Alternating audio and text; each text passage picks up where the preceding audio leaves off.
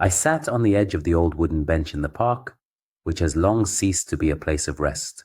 Around, like ghosts, other people's faces flashed, greased, detached, like shadows from another world. The heart was pounding so much that it seemed that it was about to break out of the chest and roll over the cold grass. Legs trembled, fingers involuntarily clenched into fists, but the main thing, a war turned inside me, whether worse than any battle in reality. Why am I here? Why right now? This question was fighting in his head, eager for like a locked bird, but the answer was hidden too deep, among fears, hopes, and old wounds which no one sees. Each breath was like a fight with myself, and it seemed that I had already lost the ability to distinguish fear from pain, and pain from life. The tears that I tried to restrain were poured on the cheeks, leaving cold paths. I wanted to scream, break the silence, but the throat was compressed by a knot of fear and loneliness. At this moment, I realized that I was not struggling with the world around, but with what lives inside, with its own shadow, which does not allow to breathe, blurring the boundaries between the mind and madness. I tried to remember when this struggle began. Not external, but internal, endless, without rules and truce. The answer was buried in children's memories, in the voices of my parents, in the empty rooms of my soul, where I was a captive of my own thoughts. It was not just fear, it was resistance. The very inner voice that clung to every grain of light, even when the darkness reigned around. And it was at that moment, on the edge of the abyss. For the first time, I felt that resistance is not a weakness, but strength, although it has not yet appeared. Memories covered me with waves. Those days when the world seemed much easier, and I believed that everything could be changed.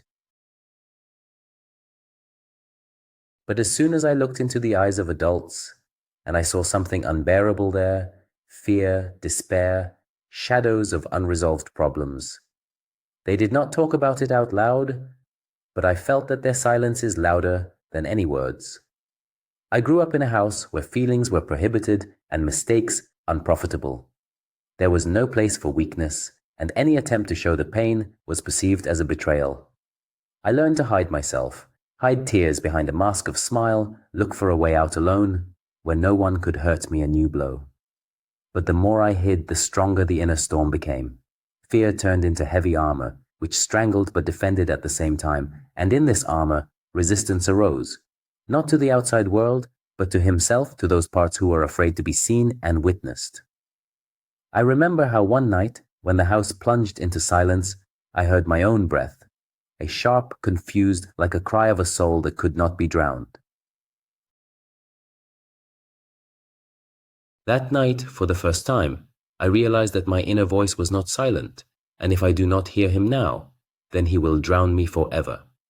The problem was that this inner voice was simultaneously my savior and enemy. He told me not to give up, but not to let go of the past. He made me fight, but did not give me rest for a second. Every morning it began with a new battle, with the question of who I really am and how to live on. It seemed to me that I exist in a constant break, between hope and despair, between pain and the desire to be free. I was afraid to trust someone because the fear of betrayal was stronger than the thirst for love. I was afraid to be alone, but was even more afraid to open. This resistance did not allow me to surrender, but it did not allow me to find peace. I saw how people around live, laugh, love, and I seemed to live in the shade where every step is the struggle for breathing, and every look is a test. Sometimes, when I looked into the eyes of people, I tried to find at least something real, a spark that could warm my soul, pull me out of the dark abyss. But most often I saw only a reflection of my fears, broken hopes, and underkept words. Once, at work, I met Marina. She was like light in my shaded world, soft, attentive, with a smile that was not mock. In her, the presence I suddenly wanted to be open, to share what I had before stored deep inside. But at the same moment the voice inside shouted, "Do not trust. This is a trap. You will lose yourself." And it was a real battle, to afford to feel warm and not to drown in old fears. I was afraid that if I opened, I would be rejected, as once in childhood, when any manifestation of weakness turned away by alienation. The first conversations with Marina were stretched, full of hinders and doubts. I caught myself on the fact that I choose words, carefully select intonations, as if trying to protect myself from myself. But gradually, step by step, the walls began to crack. I recalled how for the first time I found out that being vulnerable. This does not mean to be weak. This was at one of those rare moments when my mother, in a fit of sincerity, revealed her pain and fears in front of me. Then I saw in her eyes not weakness, but courage. The courage to be real, despite everything. But the past did not let go so easily. It creaked underfoot, like old boards ready to fail at any moment. In every sudden look, in every gesture, whispering children's fears were heard, calls not to forget that the world is cruel and unfair. I returned home after work and met the void. This silence crushed more than any words. She reminded me of those nights when I was alone and no one heard my scream. I tried to fight this, but sometimes the darkness was overwhelmed with renewed vigor. Flashback returned me to those moments when I first realized that internal resistance is not a choice, but forced protection. I saw a little myself, who stood in front of his father, feeling the whole severity of his silent anger and irreconcilable coldness. Then I first learned to hide my feelings so as not to become a target. These memories were like knives that were not blunting over time. But inside, under layers of pain, a tiny spark arose. The desire to live differently, not to repeat the mistakes of the past. Each new day brought a new battle. Sometimes it seemed that I was not fighting with the world, but with himself, with a voice that tried to drown out hope, with doubts that sneaked up to take me into the abyss of despair. But deep down, I understood that resistance is not a burden, but a path to freedom. It was a thin, almost invisible line on which I learned to go again. Without fears, without masks, without lies. I began to notice the little things, how the sun breaks through the clouds, how the promises of changes sound in the wind, how a quiet laughter can melt the ice of alienation. And this was the beginning of my inner resistance, which became power, not a curse. One evening I was on the verge, as if stood on the edge of the abyss where the shadows of the past were rapidly pulled. The inner voice shouted so loudly that the world around ceased to exist. I felt the pressure became unbearable, and for the first time allowed myself to fall. This fall was painful and terrible. I lost control, lost myself in a whirlpool of thoughts where wine, fear, and hopelessness mixed. It seemed the whole struggle was in vain, and resistance was only an illusion. But in the depths of this chaos, something unexpected arose. Quiet but powerful awareness. I realized that the fall is not the end, but part of the path. It was impossible to rise without him. It was impossible to gain new power. At that moment, I first allowed myself to feel pain without fear, without masks. I allowed myself to be vulnerable, and this turned out to be the most powerful resistance of all, the resistance of fear of being broken. After the fall, a period of strange silence came, as if the world froze in anticipation. But this silence was not a void, but by space for new thoughts and feelings. I began to learn to listen to myself, not the voice that requires constant struggle and self-consumption, but the one that speaks quietly, gently, as if recalling, "You are not alone." Every day, internal resistance became less painful and more conscious. It ceased to be protective armor and turned into a driving force that helped me go forward, even when it seemed that all the world is against me. I began to notice that in myself I wear not only wounds, but also huge potential, the ability to love, forgive, and accept. This awareness was a new turn of my inner struggle, now not with myself, but for myself. Once, looking in the mirror, I saw not the person who was before. There was someone else with more calm eyes, with a slight smile that did not seem false. It was me, which went through fear and pain, through falls and ups. I saw that internal resistance did not make me weaker, but taught me to be real. And even if the path is still far from finished, that new trials are waiting ahead, now I know.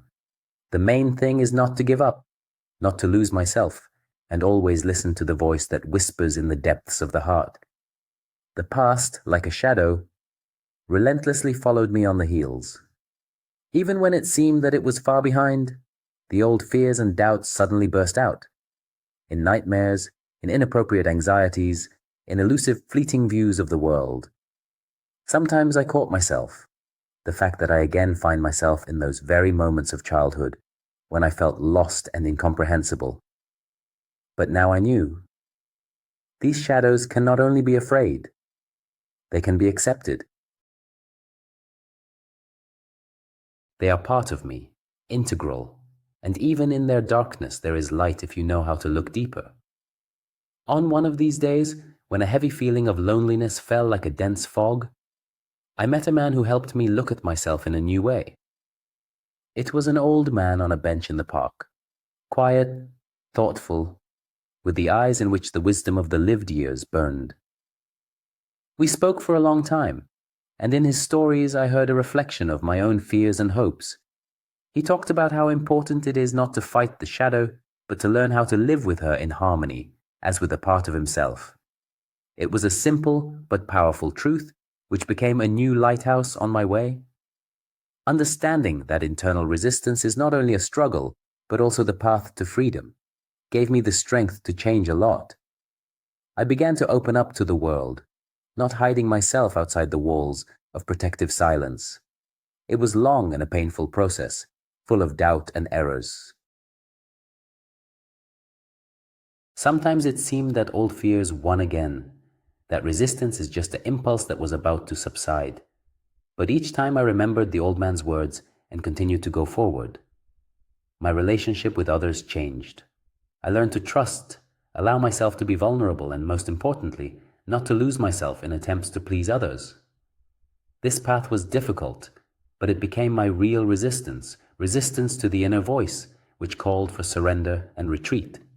In the final of this path, the moment came when I was able to look into the eyes of my reflection without fear and pain.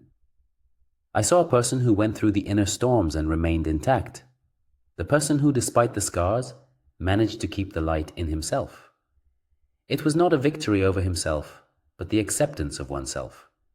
Acceptance with all the shortcomings, fears, and hopes. And at this moment, internal resistance turned into a deep understanding. Life is not in the struggle, but in learning to love yourself, even when around it seems that everything is crumbling. Every morning I woke up with the feeling that the day would be a new battle, not so much with external circumstances as with myself. The inner voice either reproached, then pushed to desperate attempts to change, become better, stronger, but without a chance of respite. I recalled how in childhood I repeated after adults that feelings are weakness. He hid tears, hid fear, learned to play the role that others needed. But now this cargo became overwhelming.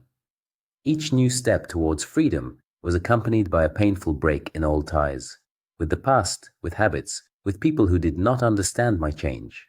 It seemed to me that I was breaking the circles in which I got stuck for years. But sometimes this gap seemed too sharp, and I was afraid to lose not only what was, but also myself. In the darkest moments, when it seemed that internal resistance was an endless fight with myself, I suddenly heard a whisper of hope. He came quietly, in the form of little joys, random kind words, moments of understanding. I began to notice that not everything is lost, that even in chaos you can find support.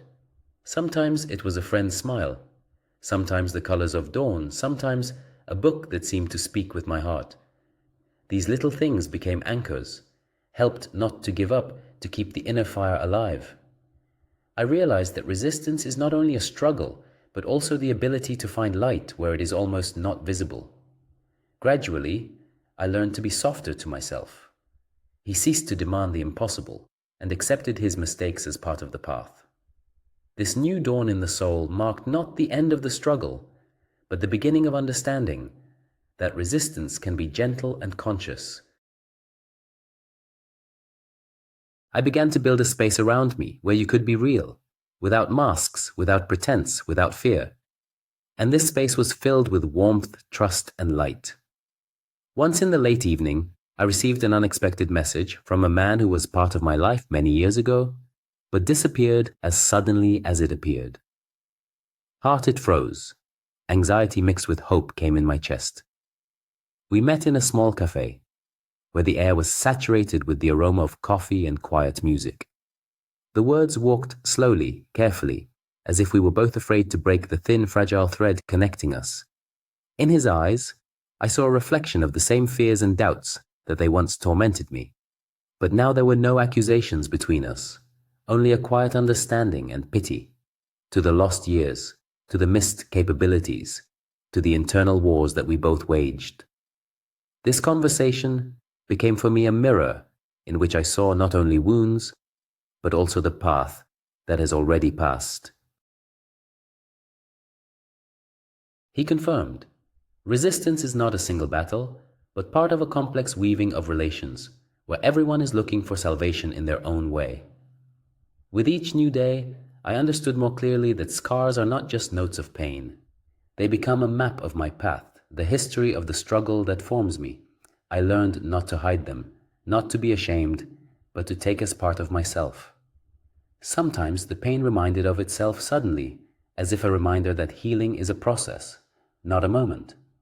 But with every step, I felt how internal resistance changes its character. From an acute struggle, it becomes a wise guard who protects my truth and freedom. From time to time, when the inner noise subsided, I saw glimpses of light, moments when everything around seemed filled with meaning and peace. These were the days when I could afford to just be, without struggle, without fears, without expectations. In these moments, I felt alive, real, free. And although there were still many difficulties ahead, I knew internal resistance is not an enemy, but an ally who helps me to remain himself, even when everything around is trying to destroy it. One night, when it seemed that silence had already become my only companion, the inner storm suddenly burst out with renewed vigor. The voices inside me, the same that were silent for a long time, exploded with a flurry of conflicting emotions. Fear, anger, pain, despair, everything was mixed in WHO, not giving a minute of peace. I was lying in the dark, feeling my heart pounding as if trying to break out of my chest. There was a feeling that I was on the verge of the facets of madness and freedom, pain and hope, fall and take off. And at that moment, when everything seemed destroyed and lost, something inside me, quietly but persistently, spoke not with words, but a feeling that I had never experienced before. It was a call to life, a call to the struggle, but not with oneself, but for himself. Gradually, silence again became my ally, but another, not frightening, but calm, supporting. I began to hear not only inner noise, but also my own desires, dreams, and fears, without condemnation. This new dialogue with itself was the beginning of a return to who I was and who I wanted to become. I realized that resistance is not just a struggle, but the process of birth of a new I from the ashes of the old. I allowed myself to be weak and strong at the same time, allowed myself to make mistakes and forgive, allowed myself to live. At this line where they converge, the past and future, I felt the true essence of my internal resistance. This is not a war, but a dance in which every step is important. I learned to take pain and joy, fear and hope, loss and gain. And it was in this acceptance that I found my strength. The history of my internal resistance is the story of me, the story of the path to freedom, which continues now.